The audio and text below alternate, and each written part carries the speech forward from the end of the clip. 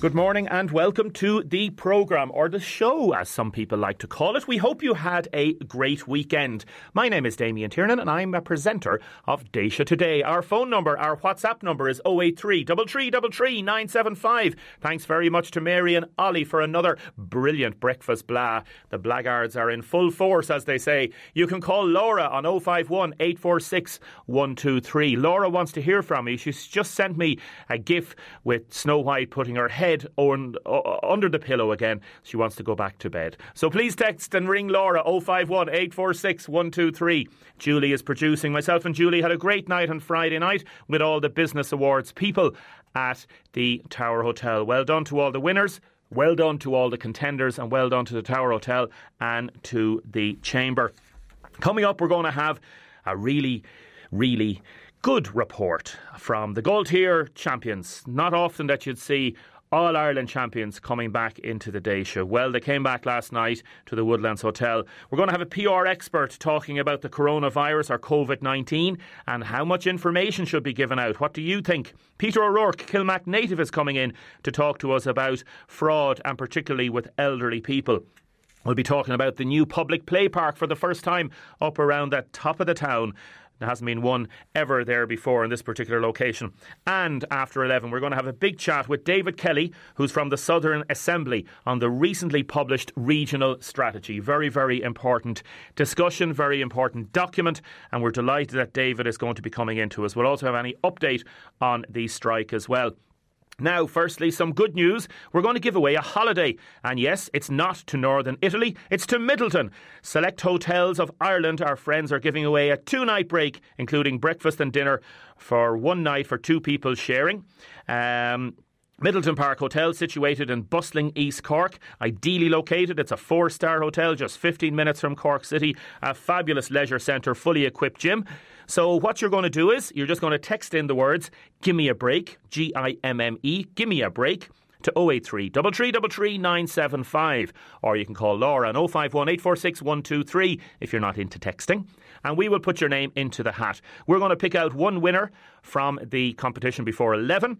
We then will ask that person to come on and answer as many questions as possible within 30 seconds. And Avian will have the winner back this evening. We'll announce the winner on Drive Time tonight. A person was on the breakfast show this morning and they got 5 answers in 30 seconds. So it's a quiz competition, basically. So give me a break, Gimme, give me a break, to 083 3333 975. Had a text in from one of those on the picket line this morning. Quite upset and quite sad, I suppose, the way how things are working out. This is the picket at University Hospital Waterford. Damien, I'm a contract cleaner in the hospital. We've been on strike since last Tuesday. Thanks so much for all the support, for everybody that has beeped and supported us and bringing us food, and to WLR as well for covering the story. Somebody sent me a link to boards.ie with some absolutely horrible comments against us. We have been nothing but nice, polite, friendly with anybody when anybody has passed the picket. We are out here still today fighting for our rights and terms and conditions, not for pay. We are totally within our rights to fight for equal human rights for the rest of the cleaners in the hospital. And please, thank you so much for highlighting this again. And the lady has sent me in her name. So let us know what you think, how the strike is going. It looks like we're heading into a difficult period for the strikers, an escalation period possibly. Now, the Gold Tier women arrived home last night. They won the All-Ireland Junior Championship yesterday. I started just before they arrived by speaking with a number of people, including parents of some of the women involved. It was a marvellous, marvellous occasion, and well done to everybody involved.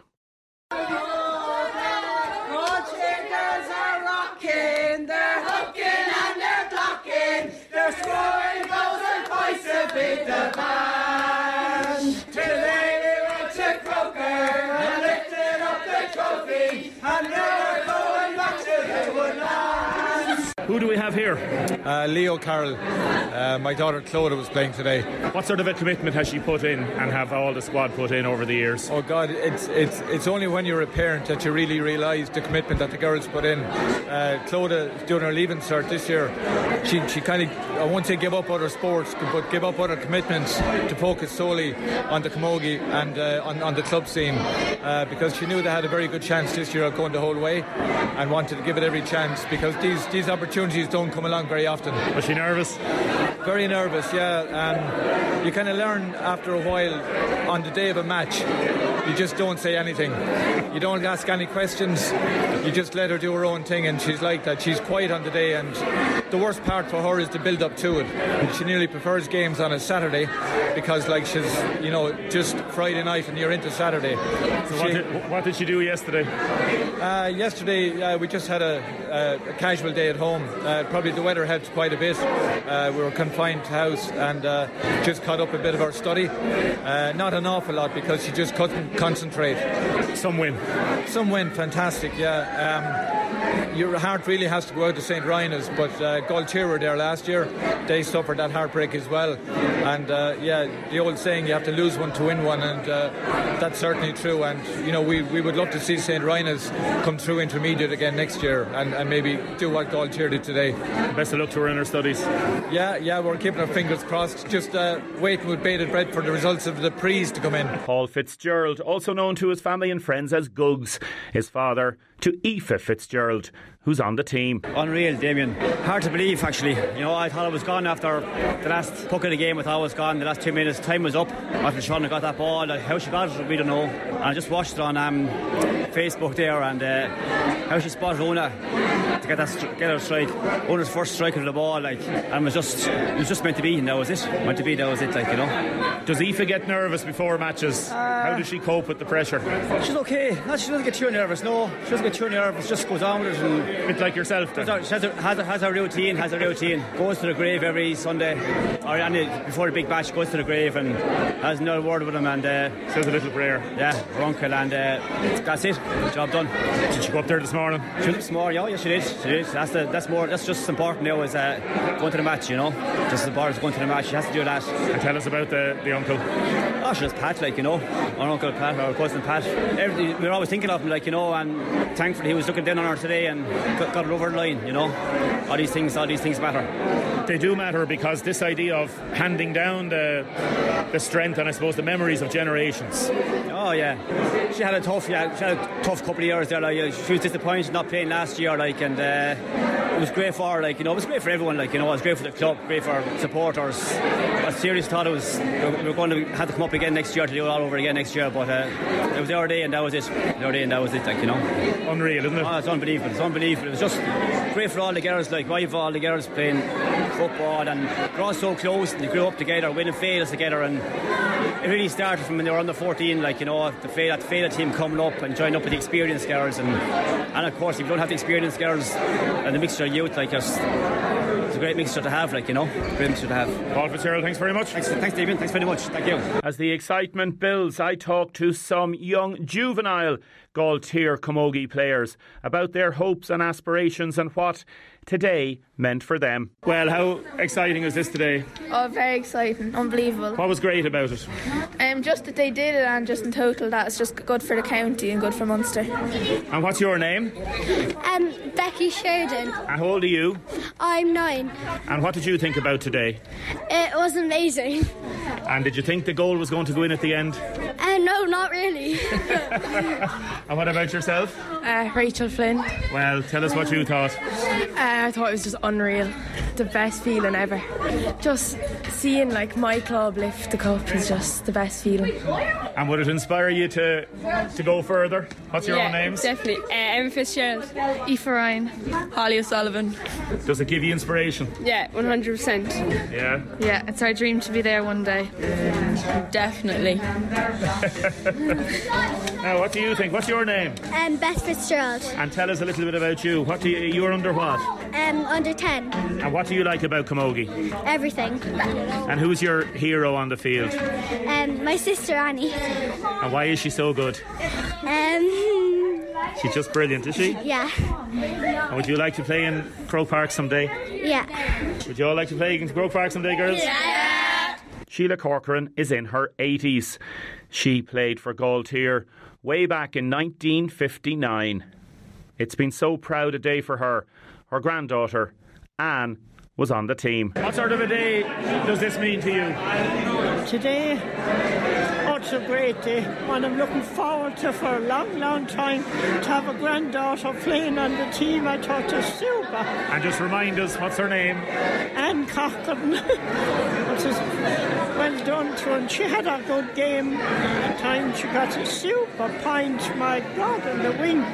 Super. And when were you playing yourself? How many years ago? Well, it's a long time. 56 or 7 we had the team until 65. I got married 65. Did you have to give it up when you got married, did you? Oh, I did. I had to. But it's amazing, isn't it? It must have been lovely being up there today, It wasn't was it? super lovely.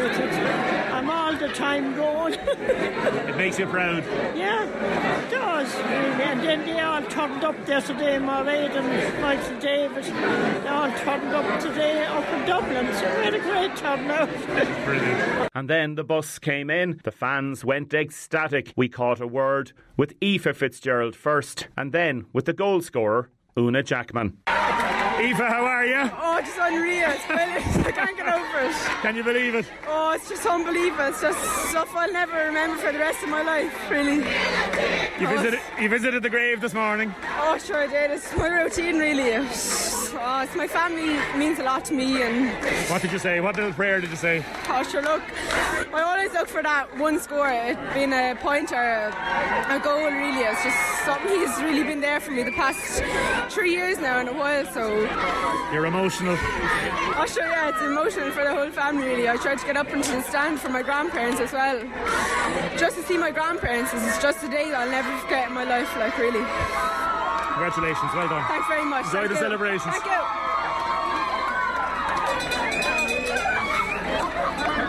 Una, how are you? Yeah, great. Just like on cloud nine. I can't even explain it. I still feel like I'm dreaming. I think when I wake up tomorrow it'll all sink in, but... Tell me about when that ball came in and you moved away kind of from the pack. What were you think? What happened? Well, like what Andy was saying and what Paul had been saying online, don't all swarm in together. And so I left it to Shauna, and by God, she got up and she clutched that ball. I don't know how she did it. It felt like there was at least 10 of their players just in around her, and still somehow she caught it out there. And she says I was screaming for it, I can't even remember, and just turned and just back of the net. I don't like, yeah. Did you think you just saw the goal and you just went for it? Yeah, I know, and any rational person would have said throw it over the bar, you're going to go back to a drawn game. But to be honest, I didn't even get a chance to think. I turned around, I saw there was 2 girls in front of me. There was the goalkeeper and another girl, and the rest is history. Just buried it. Just delighted for the girls, delighted for the management, delighted for everyone involved. Unreal. When you saw the net bulge. Oh, it was brilliant. Sure, you've probably seen the videos. I did it. I thought it was John Milan running back out again with the amount of fist pumps I was doing, but yeah, it was just unbelievable to be able to come on and do that for the girls. It was amazing. Amazing, says Una Jackman. Well done to everybody involved. Some texts and comments coming in. To all the Galtier players and mentors, thanks so much for all the fantastic days out and memories you've given us so far. You're a fantastic group of girls and pleasure to support well-deserved champions of Ireland. Other people talking about how great the Galtier team and club is. So well done to everybody involved, and well done to everybody involved in Camogie in Waterford. Hopefully it will inspire you. Next we're going to be talking about how much information should be given out regarding the coronavirus and COVID-19. Now I'm going to be going to Paul Allen, PR expert, in a second. People texting in about the strike and the hospital, about passing pickets and things that are being said or not being said. Others texting in, give me a break, GIMME, give me a break to 083 333 975. Text or WhatsApp for that competition. And as we said, the prize is a fabulous weekend away, 2 nights in the Middleton Park Hotel, not in Northern Italy but in East Cork. Paul Allen, good morning. Jamie, good morning to you. If you won a prize to Northern Italy, would you go? Absolutely. You get good prices there now, I'd say, wouldn't you? Well, to be honest, we're on to talk about the corona matter at the moment, and if you forgive me for being very serious today, yes, because I think it's essential that people stop panicking and understand the situation as it is. So yes, if you offered me a prize and I won it, lucky enough to win it, of course I'd go on the trip. Yes. Paul Allen and Associates, PR experts based up in Dublin, but obviously have a lot of experience around the country in handling crisis situations. Yeah. Give me a worst case scenario, Paul, if this develops over the next 3 to 4 weeks. Well, in the process of the last 24 hours, I decided last night to start writing a blog Easter 20, the future possibly. The country's on lockdown. Cafes, restaurants, bars continue to be closed. Still no sign of a government being formed, despite Fianna Fáil leader Micheál Martin clinging on to power. The election of a pope begins. Further ban on sporting fixtures continues. The Olympics and Euro 2020 in jeopardy. And another turbulent week in global markets as 8 trillion wiped off the global money markets. That was a future blog I was preparing to write, and I wasn't expecting to get the phone call, but I just thought I'd share some of that with you. An interesting situation at the moment, and I think the best bit of information that came out, I'm sure some of your listeners were out and about, but they should look at the Late Late Show, and a professor of immunology in Trinity College, Luke O'Neill, was explaining the situation as to where things are, because people need to literally calm down and stop panicking. So you've put out a worst-case scenario there, and that's what a lot of people involved in public relations do. They'll talk to clients and say, give us the worst-case scenario. The HSE are obviously getting advice about situations here. Again, that's, some people would say, come on, Paul, that's completely and utterly over the top. Why would you be giving a worst-case scenario on this? Is it because you would be looking to see how the government and the HSE would respond in terms of giving information out if a worst-case scenario developed? Correct, and I possibly will be the last person to say the HSE is doing a good job. The HSE is doing a good job, and if you look at the website, it outlines exactly what the issues are to allay people's fears. And they're basically, the HSE are dealing with this in a very textbook manner. The school is in isolation, it's closed down. And I think in fairness to the media, they need to back off and give Dr. Tony Holohan, the Chief Medical Officer, a chance to do his job. He's a doctor, not a media performer. This morning on Morning Ireland, he was on being interviewed by our former colleague Brian Dobson. I worked in RT, as you know, the very brilliant Brian Dobson. But the interview, obviously Brian was being fed questions in his ear. The interview that should have been a few minutes lasted 13 minutes. And the man was put to the pit of his collar about this, what about this scenario, that scenario. They need to give him a bit of slack. Again, last night on the TV news, he was asked a series of questions, and then that question was then carried on to social media, where one cub reporter, I undermine and said, oh, you said child. No, I didn't. You said child. Now, if you look back at the tape, he did say child. He made a mistake. But he needs to take control and rather be pasted up against a wall by a bunch of journalists. And if you see the media situation, the situation room that the HSE is offering, it's a big room in isolation with a few journalists. It's almost like the 3 people at the top table, one man speaking, and he just needs to be given a bit of slack. Other people are needed to come out and commentate and give people's overview as to what the situation is in Ireland. But the message is to cut through the panic, and literally people take this serious, but please stop panicking. Okay, yeah. Now, nobody is suggesting that people are, I suppose, developing that panic purposely. But look at the newspapers this morning. So the front page, sorry Paul, the front page of the Star newspaper talks about the school in Glasnevin. Other newspapers don't mention it. All news organisations last night, I understand, and RT this morning had an editorial board meeting at 10 o'clock, and News Talk did as well. Like, News Talk are out standing in front of the school without naming the school. BBC 10 o'clock news last night talk about a school and show the school. Is it not part of the public information remit to be completely and 100% honest, open and transparent with the public? That may be the case, but there will be more schools. There will be much more schools. There will be places of work. There will be companies that will be closing down possibly as a result of this. But the situation is that the message that needs to come out, and if the state broadcaster is having their executive meetings at 10 o'clock, they need to get up a bit early because the news cycle starts at about 6 or so. But the state broadcaster needs to do its job and reassure people that the matter is being contained, whether that means an hourly or daily news updates on it. The RTE can give out free slots to various organisations having concerts on here, there and everywhere. They could easily give a minute of airtime per hour or per day to update people and reassure the people as to what's going on. It's a medical correspondent. He's working day and night to bring out something. But obviously, I'm not here to talk about the matter regarding RTE. The people who are at risk are people who are in hospital, in oncology units, where people have no immune system. And the elderly are at risk who are exposed to this. And everybody needs to really to calm down and take stock of the matter. Hold on a second now. People are calming down. There's nobody panicking. Well, I think the media are and you're part of the media. Absolutely. But I think in order to get across the message, the situation is the school is in isolation. Let's see what happens in the coming days. And in that waiting period where there is a vacuum of information, people will undoubtedly become nervous. For example, that's what happened. We talk about trying to manage the message. No better country than China to have tried to do this. Ask Paul, why is China still in lockdown? Do they know something we don't? Asks this texter. Yeah, and the same point as well is that people were asking questions as to why the Chinese are wearing face masks. Again, going back to the eminent professor in Trinity College who was saying the face masks are of no use. They're of no use. Unless you have the virus, they're of no use because it can pop into your eye, I understand. And, you can get 500 million of these viruses on the top of a pin. So that's the issue. And people are encouraged to wash their hands. That kills the virus.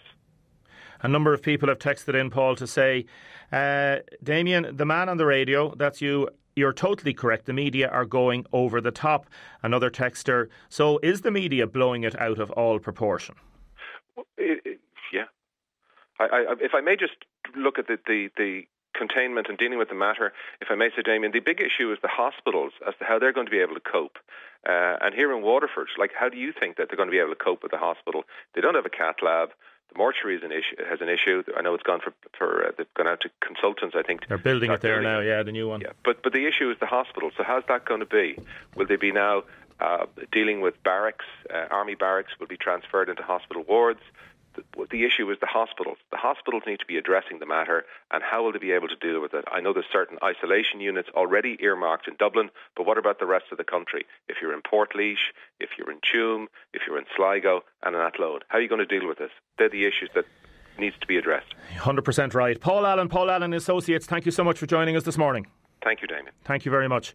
Caller says, the world has gone mad over the virus. It's because of social media. It's just like a bad flu. We face much worse. People need to get on with life and stop panicking, says this texter. Other people talking about, what about people with CF, cystic fibrosis, because we have it in our own family. Other people texting about the picketing at the hospital. We will come to that in a little while. A WhatsApp message. Damien, the comments written about us on boards.ie are very hurtful, very upsetting and untrue. The only thing we're guilty of is fighting for our rights to be treated as equal and respected. Who doesn't want that? It has to be said, a lot of people are in the world have to be kind, and it's important to be kind. The trolls don't help. Let us know what you think. Other people saying that there have been some issues at the hospital gates. We'll come to those in a little while. Firstly, we're going to talk about elderly people and fraud. Welcome back to the programme. Damien, we've a trip planned for Patrick's Day to Paris with the family, and we're going to go with it and enjoy it unless we're told we can't. That's from Anne in Tramore. As I say, we have some comments and texts regarding the picketing at the hospital. We will take those in a little while. Keep your texts coming in. Give me a break, GIMME. Give me a break if you want to enter this competition for a fabulous weekend away. Now we have Peter O'Rourke in studio. Good morning, Peter. Good morning, Damien. And your wife, Veronica. Hello, Veronica. Hello, Damien. You're just observing. I am. Peter, a Kilmac native. Tell us a little bit about your Kilmac native upbringing. Well, I suppose my family have been in the Kilmac area since about 1860-odd, something like that. My father immigrated to England in the 50s. My mother, who's from the Kill area, she immigrated in the 50s. What are their names? What were their names? My father was Patrick O'Rourke, Paddy O'Rourke. He died 5 years ago. My mother was Breda. She's still alive, or Bridget. She's 87. She was 87 last Sunday. You won't mind me saying that, Mum, will you? Special hello to her. Belated happy birthday, Mum. So basically, they met and married in England in the mid-50s. I was born in 59. My father's father died. Left a small holding of 5 acres. So when the father died, and then we came back in 72, I was the eldest of 4. I went to Kilmac Thomas Vocational School, had a fantastic time there. Growing up in Kilmac Thomas, around that area, was just very, very positive. Teachers were brilliant. I remember Mr. Timmons, Mr. Lyons, Sean Ahern, the headmaster, who's sadly passed away, Donald Weir and people like that. Really, really old-fashioned teachers, really good. So then I always had a bit of an adventurous spirit, so I went back to the UK when I was 20. And you became a highly, I suppose, decorated and high up person within the UK police force. You're former director of intelligence. You're now retired. Doesn't it? It does. No. It's a big job, because I know there's a lot of competition for jobs within those ranks. You've compiled a fraud prevention guide for the Older People's Council. Why have you done this? I think I did it because we were talking to one of the members on the Older People's Council, Marion, and we were just talking that there's an assumption, there is a lot of information out there to prevent fraud. There is a lot of information. The Garda website, there's a lot of good information on that, but it makes an assumption that people can actually get access to that information. So what I said I would do is just go out onto the internet and, if you like, compile a little bit of a guide that says what you shouldn't do and what you should do, type thing, to make it easier for older people, vulnerable people that perhaps are not so internet savvy, to know what to do and what not to do. And then I sort of said to Marion and the group that perhaps if it was well received, and if there were little community groups around the county that wanted to talk about it, or for me to talk through the document, I would. Yeah. Because I'm retired. I volunteer on the Old People's Council, and I want to give something back. In particular, I suppose, because living in rural Waterford, you can see that some older people are quite vulnerable in their homes, and just to try and help. Even only Saturday, I was visiting an elderly neighbour. She's 90, but I won't tell you who she is because she won't like it. But on the Friday, she received 4 phone calls purporting to be from Visa, where they're looking for her to confirm a transaction. Then each time the number comes up, it's different. Now, criminals can do that because there's very cheaply available software out there where they can mask their numbers. They can even hijack numbers.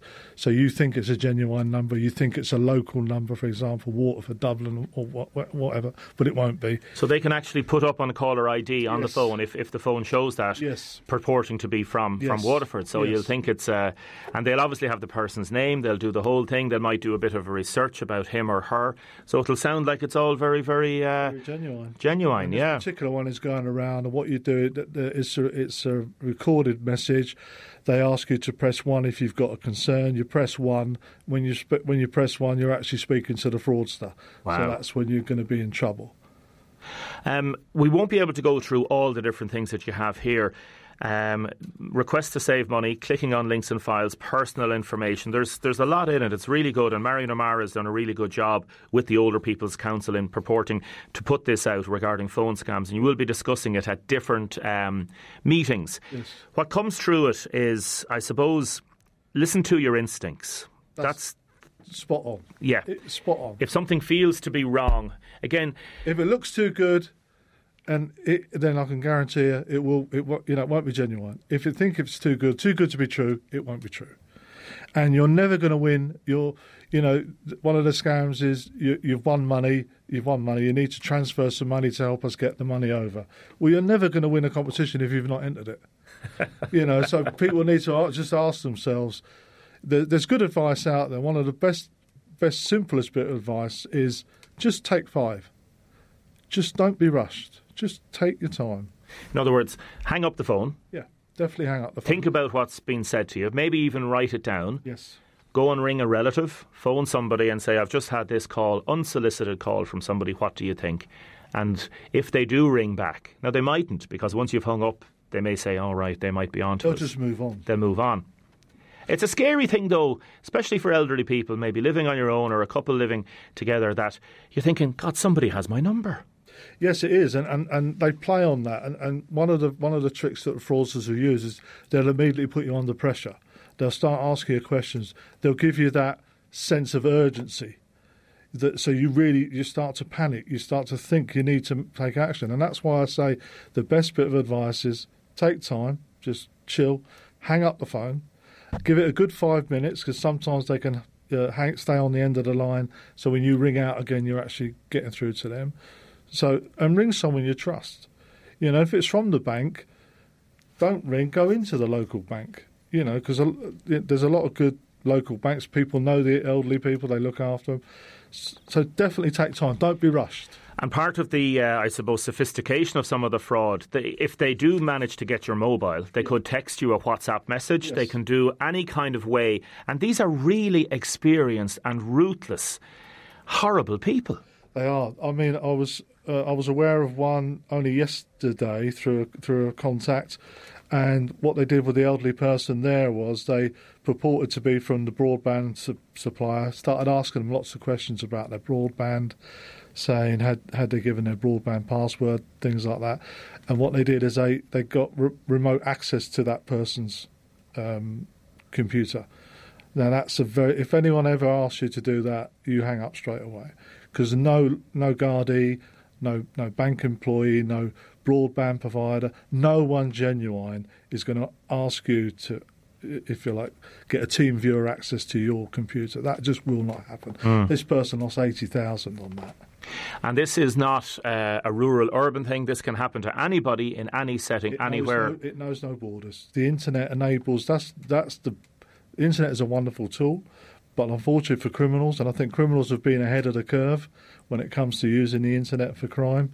It's taken law enforcement generally across the globe a little bit of time to catch up, because of if you like, the cross-border nature of the crime. But I think the technology enables them to get into your home, speak to you, whereas fraudsters couldn't do that before that, to meet you in person. With the internet, they've got they can be completely anonymous. Again, this idea of your privacy being violated is a very difficult thing to comprehend if it hasn't happened to you. I've interviewed people and met people. You've met people in the course of your career, and even at the weekend, as you say, as part of this. It's a horrible feeling that somebody has actually got into your life. You haven't invited them in. It's like the old knocking on the door thing. You tell them to go away, it's grand, your privacy, your house, your home hasn't been violated, but suddenly somebody's in your home. Yeah, I think you've summed it up really well there, and that's what frightens people into taking the action that the fraudsters want you to take. I mean, you summed it up really well there, because that's effectively what happens. The person feels very vulnerable. It's like the old nuisance phone calls, when you don't know where they are, but you actually think they're standing outside your window looking at you, when they could be in Timbuktu for all that. Yeah. So you're giving these talks. Is there anybody, any way of getting, I suppose, a brief synopsis of the document? Should they contact the Older People's Council? Contact Marion Amara. She's brilliant at everything like that. And we'd be more than happy to help, and more than happy to, if we wanted to, concise it down, if you want, or give topic-related advice. Yeah, so Marion Amara, as people know, she's formerly of the News and Star. She is talking about how to contact, and Peter is talking about it as well. So it's called Preventing Fraud, and it's all, I suppose, very simple methods and ways of counteracting fraud. The Older People's Council, I know, can be contacted through Facebook. We talk about the internet, and that is one of the ways of contacting it. And also through other means.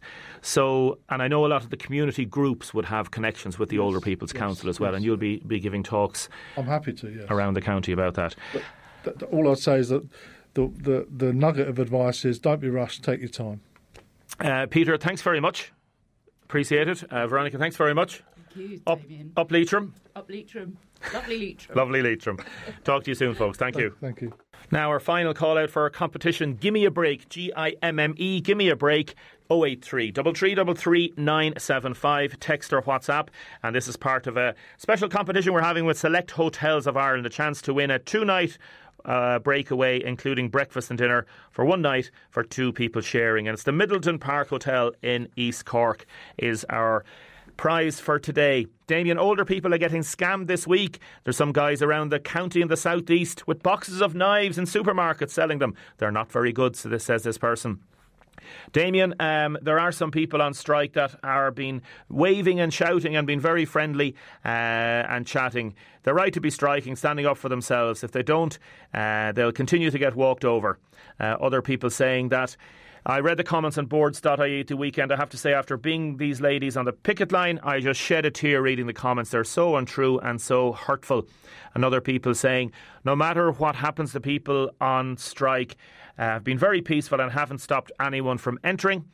Another text saying that this person believes a member of the car a member going in was not allowed to pass the picket, as recorded on video on phones, and that there are some issues there, people shouting, but others saying that there hasn't been, that the strikers have been very, very friendly. Eamon Quinlan, good morning. Good morning, Damien. It's a difficult one, isn't it? Yeah, it's unfortunately, unlike more traditional businesses or premises, people, unfortunately, due to ill health, will still have to find themselves passing that picket, so it's awkward.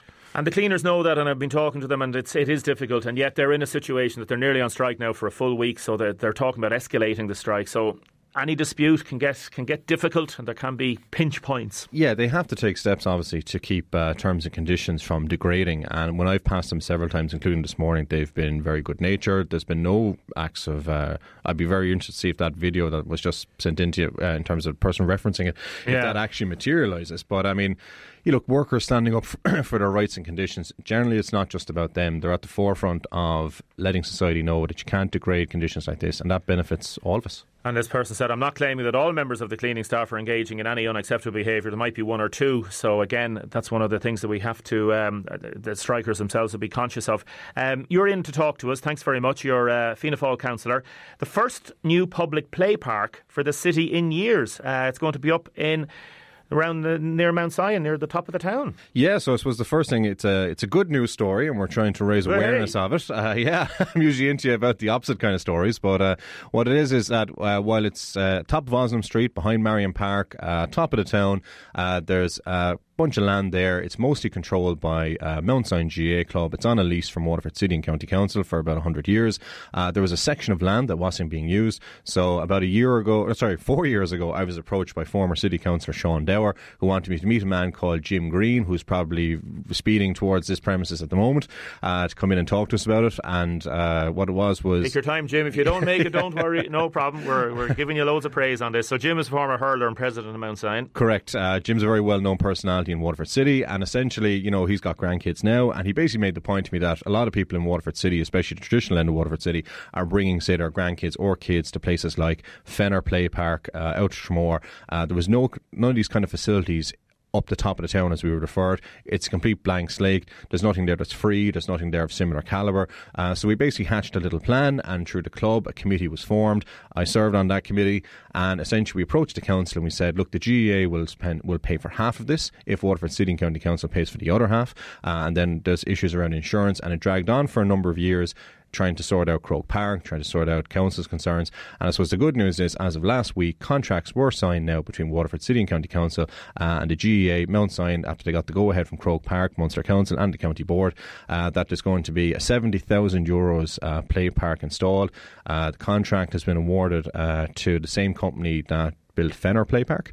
So it's going to be to an exceptionally high standard. You're looking at up to 13 to 14 different specific amenities within that play park. Obviously, as for anyone that knows the area, it's completely fenced. There's going to be a double set of fencing around this play park within the area. You've got car parking, you've got the club facilities there if you want to use them. You've got multiple points of access both at Oslam Street, Marion Park. There's also buy-in from a lot of the schools locally. So we've got obviously Mount Sion School is the traditional school, but all the schools at that end of Waterford City are all DEIS schools. So having this free resource that's there for them to use is exceptional. I know a lot about playgrounds. I was involved in getting the one in Passage built those years ago. Is there still grants available from the council? Or how's the funding aspect working out? Is this going to cost Mount Sion any money? So Mount Sion committed to raising half the money for this project. So actually Mount Sion gave Waterford City and County Council a kick in the rump, because while we had committed to putting half the money in as well, Mount Sion, through the exceptional reach and goodwill that Mount Sion has across Waterford City, raised their half of the money in very quick time. So Waterford Council had to speed up an application we had to the relevant department. It's gone through 3 or 4 incarnations at this point. So we actually came up with our half of the money as well. So that money now will all be paid over to Mount Sion to then pay the contractor to actually build it. So the whole... Is there any grants for it? Did Munster come up with any grants or anything like that? Mount Sion, the club itself, raised all the money itself. So actually they tapped into their network. They did fundraising for it. So actually it isn't taking away from the core GAA hurling football aspect at all. It's not a debt. It's not a burden. It's not a long-lasting thing that they're going to have to try and work down. They have 100% of the money covered. So therefore, I suppose, as a template for other GAA clubs, because I suppose the big thing that, say Mount Sion would have had, I know De La Salle and Roemore have, is that obviously these older inner city clubs have found that their pull on perhaps the new Irish communities that make up these densely populated areas is less than what it is. There's not a tradition of someone from Czechoslovakia or from Poland having an interest with the GAA or having these facilities. So the GAA's point was, well, let's us do more for the community. Let's give away this space so that it's a community play park. It's not a GAA play park. But, it'll put our club here back at the heart of the action. And I think in terms of inner city clubs in Cork, Dublin, Galway, Limerick and other areas, this whole idea of the GAA not only just being the GAA around certain sports, but being the lifeblood of the community again, and they're going to have to branch out into these kind of things. It's very powerful. Yeah, there's a couple of different aspects to it. There's a goodwill aspect to it, and then there's also potentially, like, how far away will the actual park be from the clubhouse? So what you have is, for anyone who's familiar with the site, when you drive in off Osnam Street, when you drive up in past the Mercy Convent, you've got a long road in and you've got the GAA pitches on your right hand side. You've then got the clubhouse. Behind the clubhouse you have a large car park, and then behind that again you have the area where the play park will be built. So you can go in, you can park your car, there's benches, seats, you can play away. If you do not wish to interact with the GAA at any point, that's perfectly okay, and it's set up like that so that the facility cannot be claimed, and so it's in the terms and conditions. It could allow as well a little bit of money to come back into the club, for example, even selling coffees and teas and stuff like that, because a new cafe was set up down in Passage beside because if it's done right and done well, you can have a really good, and I'm sure it will be to high standards, because the Fenner Park is fabulous. So it can bring a fair few people into the area, and then you've got the potential to make a few bob out of it. Absolutely. I mean, look, when you're doing things right, there should be positive spin-offs to all stakeholders and all groups. I mean, the GAA approached the council and said, we're willing to put in half the money to create a resource that they effectively won't own. So to see a positive spin-off back to them, I think, is great. It sets down the template of what you want to see. And also the point that I made in the article that went out when we had the News and Star up and we had a look at it was that, the housing up around that end of Waterford City, it generally tends to be that bit cheaper. The average person tends to be that bit older. And what we're trying to do is we're trying to encourage younger people to move up into that part of the city as well, to bring their young families. This is a major thing that they will have, because hopefully what we'll have is, with the North Quays, with the Cultural Quarter, you'll have a bit of what I would call the Ranelagh effect. Back in 1997-98, no one wanted to live in Ranelagh, and then all of a sudden there was a surge of regeneration, and I'm hoping that there will be a surge of regeneration in the top of the town to give it legs for the future going forward.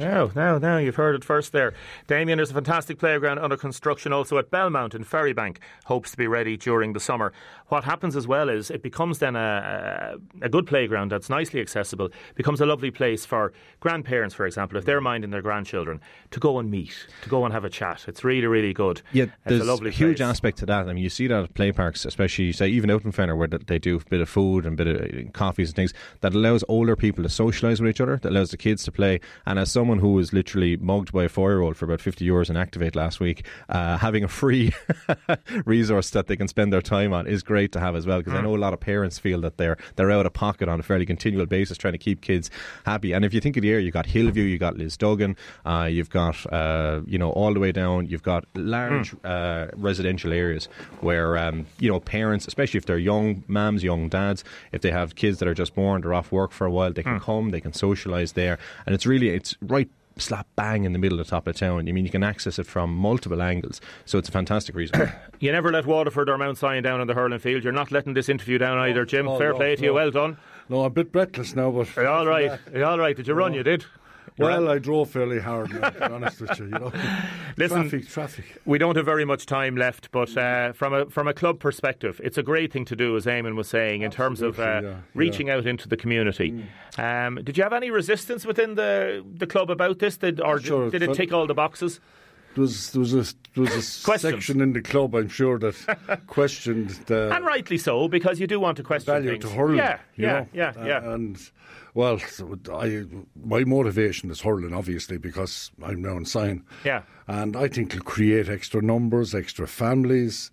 There's a whole lot of good things about integrating into the community further, Yes. But from a club point of view, there has to be benefits in it.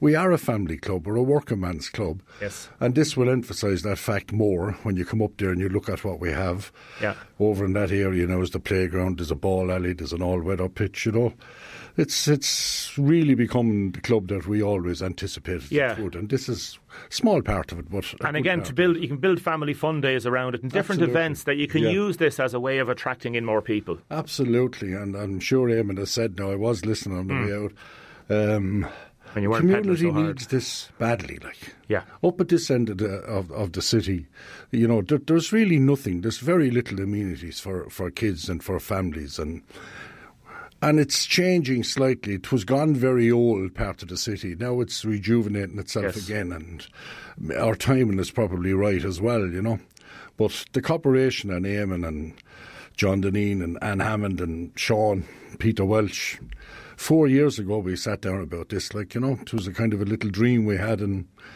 between all the jigs and the reels and the dedication by everybody, cooperation was Eamon would be representing. Because it needs people to pull together. The value of the corporation's assistance in this, it wouldn't happen without that. It had to be a partnership with them because of insurance, because of lots of reasons. But it wouldn't also happen without the support of ye and Eamon and explain that. So well done. No, seriously, well done. Marriage, it's great. It's really well done. I'll let you go back now and run around the block there if you want. Thank you very much. How far are we going to get in the All-Ireland Championship this year? I don't know, but I was very happy yesterday. I was looking there now. There's a lot of young fellas, new chaps, new names, and they stood up to lose. That, The name has got them buzzing all right. Referee got a rush of blood for about 10 minutes there and made a little hames of the match. But the match came back from it, and the second half performance from Waterford, we actually beat ourselves, lads, with wides. We were finding it much harder to get a score than Tipperary were. Eamon, we might be going to Croke Park this year. Please God, hopefully. Lovely. You don't know, the attitude is there, the fitness is there, and definitely after yesterday the talent is there. Jim Green, thank you very much for coming in. Welcome. Appreciate it. Eamon Quinlan, thank you very much. Eamon. Good luck with the building project, and we'll be up in the summer to have a look at it, okay? Thank you very much. Thank you.